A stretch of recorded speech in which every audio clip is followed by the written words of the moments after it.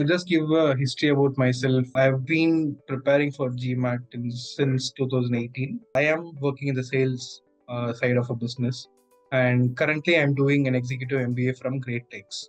For alternative weekends, I'm engaged with the MBA program. I have given 3 attempts so far. 470, 530, and 620 was the last attempt that I gave in 2021. I gave myself really good 6 months time. I was very strict in terms of being consistent and trying to hit the milestones regularly, not having ambitious targets, but just small targets, hit it. And then I guess I did 90% of the preparation really well. But 3 weeks before the exam, I was kind of bored. Like, I want to be in the consultant side of business where, I help companies to thrive, to understand how their business can go forward. I have a very packed schedule like all other students have, a 9 hours job and then newly married guys. So all those things are into the mix. But I just want to know, how to really go about it. A serious thought, I have joined your class. Even before joining your class, I was contemplating whether I should do. I already will have an MBA by September, October this year. Should I really go for? There are a lot of issues that you talked about, which I believe are symptoms of the problem. They're not actually the problem themselves. And those things can be taken care of if in case you take a ground up approach here and, think right from first principles, as they say, where you have to understand that anything that is worthwhile takes time.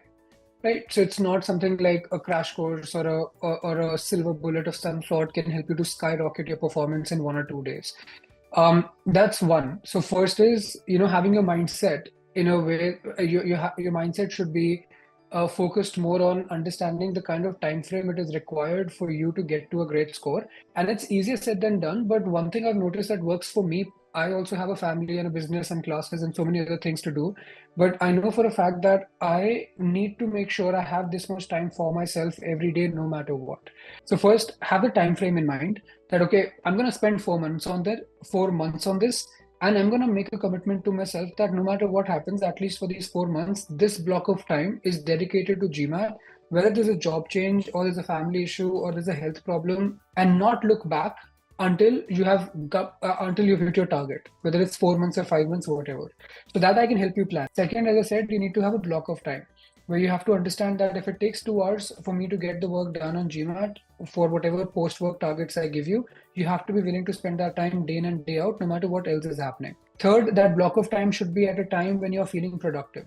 It should not be when you have done the entire day's work, you've come back from the office and now you're so exhausted that even if you put in the 2 hours, right? So either you take a nap, a short nap of even half hour or 45 minutes can actually do a great job of re-energizing you. Third is about understanding the strategy of the exam, the nature of the exam, and not really studying the way we used to study back in school and college.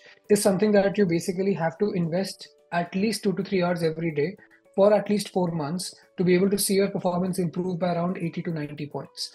If you're at around 600, 620, whatever was the best score that you got, and you're looking to get it up to a 90th percentile or more, it's not that difficult, to be honest. If you're focusing on the concepts extremely well, if you're focusing on comprehension very well, and you're focusing on the patterns in CR, just these 3 things can help you to cross that boundary of 700 in a matter of 2.5 to 3 months maximum. When you're done with the classes, for instance, you might want to still attend a few classes because the validity is still on, so that you at least stay connected to the entire system where you see other people also preparing, right? Doing these things that allow you to stay part of the community would really encourage you to get that little bit of peer pressure to push yourself forward and really get this done with. And if you actually paint a vivid picture the way you said, I see myself graduating from a top B school. I want to be working in a consulting firm, doing client-facing things, really helping the businesses thrive and grow. Like when you have that compelling vision, reminding yourself or having some kind of a vision board where you're constantly reminded that this is what I'm working for. And I guess most of the retakers would have asked you this question: how to not let that trauma hit you again and again, when you're performing, when you're trying to practice? 2 things. One, there is actually there's dearth of quality resources in the market. The official content, obviously there are finite questions. You don't have too many of them to solve.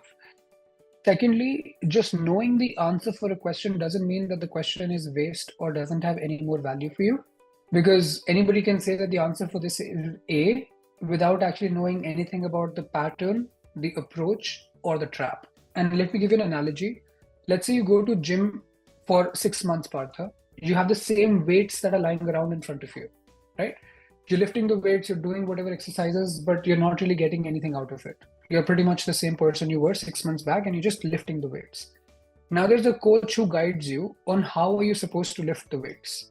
You might be lifting the exact same weight, but the fact that you'll be doing it more strategically, more thoughtfully, with a lot more understanding about why you're doing what you're doing, will help you to extract more from the same exercise you might have done in the past.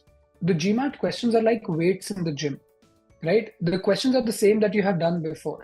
The questions are not different, but the way you're attacking the questions, the way you're extracting value from the questions, the way you're recognizing patterns in those questions, those are the kinds of things that will really move the needle forward. So if you come across a question where you know the answer is A, don't just automatically say there's nothing in this question for me, let me just move on to the next question.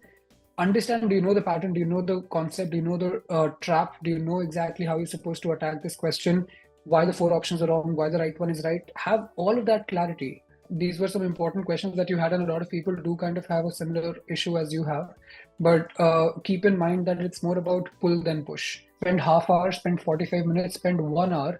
Don't study, just write down why are you even taking the GMAT? Like, what is it that you stand to gain from it? You will be forced to wake up in the morning because you know what is at stake right now and what you stand to lose. Thank you so much, Awesome. man. That's all I guess I wanted to hear. How are the classes for you? Everything went well? It has been amazing.